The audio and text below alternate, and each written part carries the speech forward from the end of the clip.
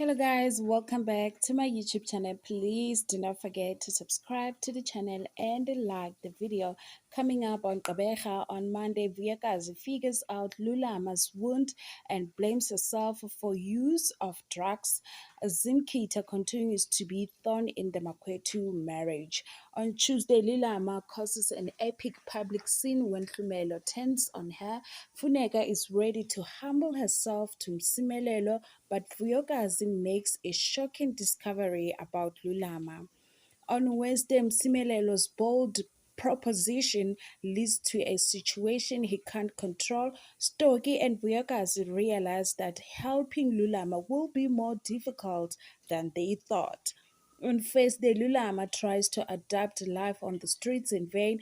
Funeka will not let Zimkita have Msimelelo on a silver platter.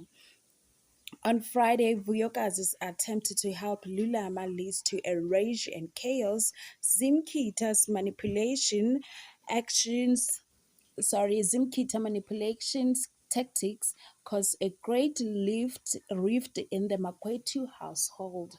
Thank you for watching.